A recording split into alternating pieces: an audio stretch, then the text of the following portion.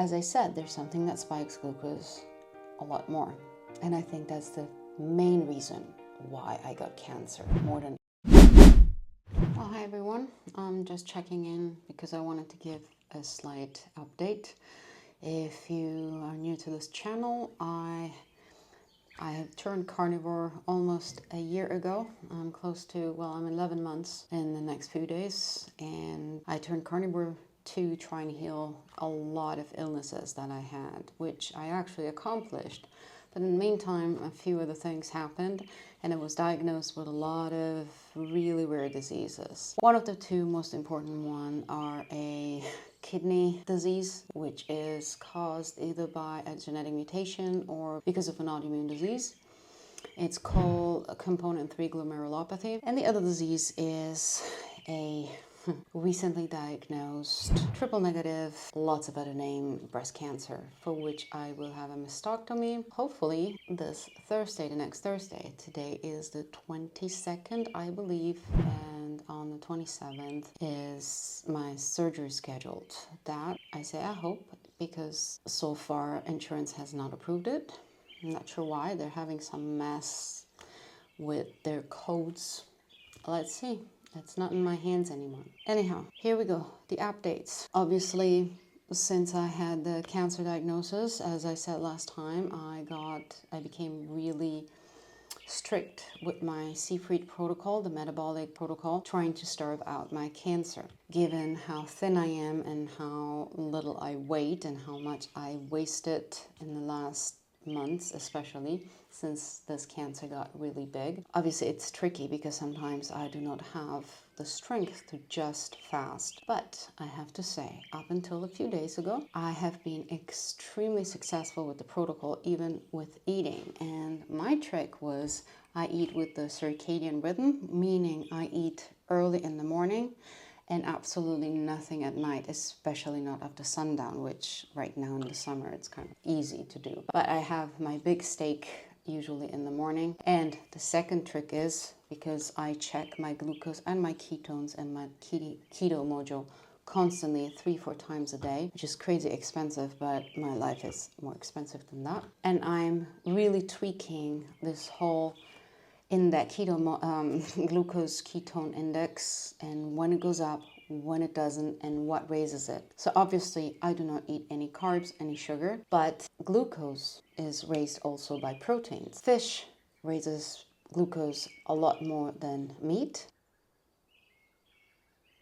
But I found some tricks. If I add a huge amount of butter, like literally a chunk of butter, to my steak or my fish, my glucose raises 10 points less. So let's say my fasting glucose can be between 55 and 67, 68, something like that, when I'm really fasted. When I eat, it raises between 77 and 82, 86 at the most. A steak with a chunk of butter, as you can see, that goes at the most at 86, 88. Without the same exact steak, the same cut, the same thing, without the chunk of butter, my glucose raises up to 98, even 100, which is really good to know because now I only eat steak with a big chunk of butter. Also, the difference is without the butter, my ketones are around 2.9. With the butter, my ketones after a few hours have reached all the way to 4.95, which brings me at a ketone index, ketone to glucose index of 0.6, 0.7, something like that. Actually really satisfied with it. Obviously, I'm sure I am getting these results because I was already working in all of that when I was trying to heal the other diseases. I wasn't as strict with my glucose and I wasn't as strict in checking all the science and the math behind it. Like literally every time I eat, I check what happens. And now I have a really good map on what to eat, at what time to eat, and how much. Also, green tea, which by the way, one of the extract is used by Dr. Seyfried and many others that use the metabolic protocol, always gave me not really a stomach ache, but always made me feel like I need to eat. And now I discovered that one of the extracts of the green tea is used to lower the glutamine use in the body, which they actually use to block the glutamine use. And I'm wondering if that's why green tea always gave me that weird sensation. But either way, I have no way to measure my glutamine, and I can't block my glutamine.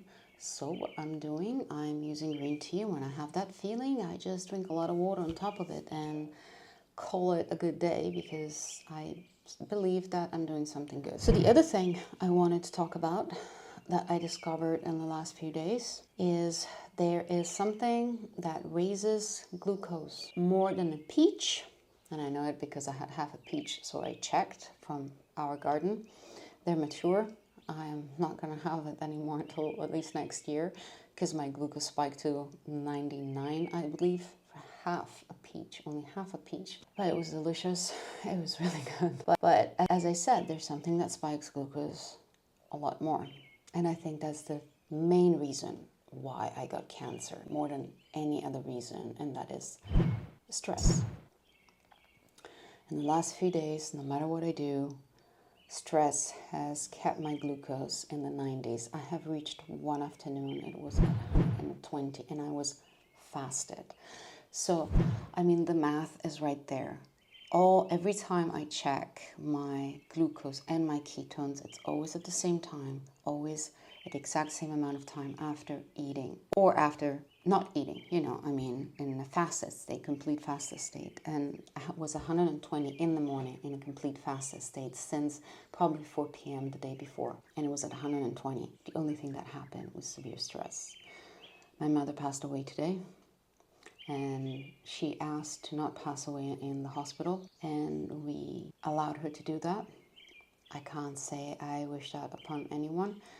She did not have an easy pass, and we did not have some easy days. She has not been in the house now for hours, yet I still check.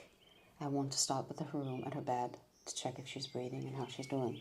So stress is literally responsible for raising our glucose to levels that are unimaginable. I've always heard it.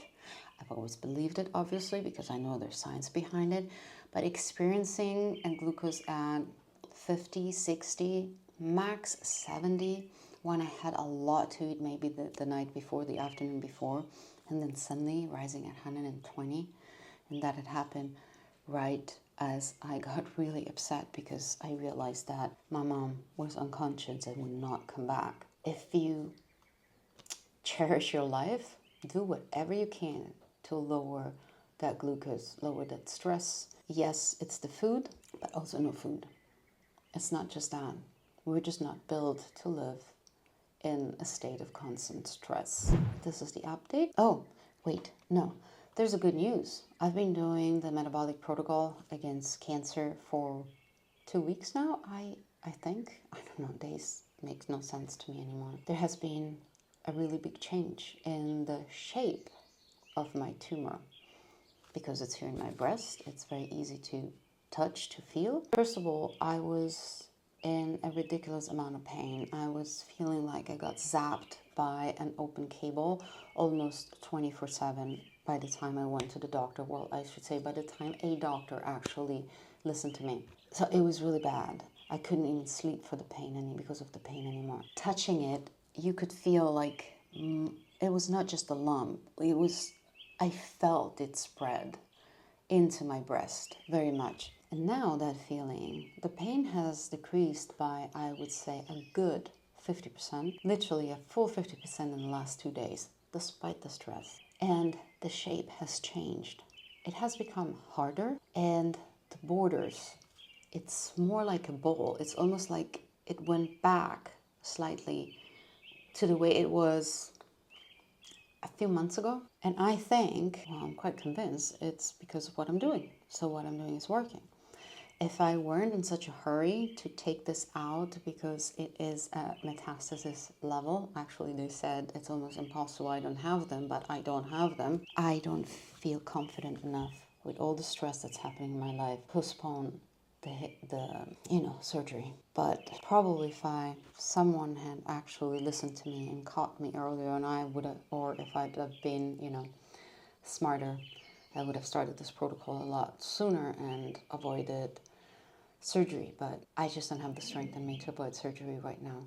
I know it can have side effects. I know I could suffer from lots of damages, but I've suffered from a lot of damages already. The stress that created this maybe is now gone. And so I feel like if I can take this away now and start from scratch, I feel like I have a really good chance of rebuilding my life. I can do just as much as I can do. For the rest, I'm in God's hands, and I feel very positive about that. And this is my update. If you have any news, just let me know. If you have any question, please comment. And if you want to know more, remember to subscribe to the channel and maybe share it if you know anyone with cancer, anyone with a really scary disease. Share this with them. I will soon, if when things settle down, I will share my whole protocol from A to Z, what I'm doing, exactly what I'm taking and when, and why it works for me, and what I have tweaked from what I have read and shared with other people that are doing this. So make sure you like, subscribe, and you share, and let me know if I can do anything for you, okay?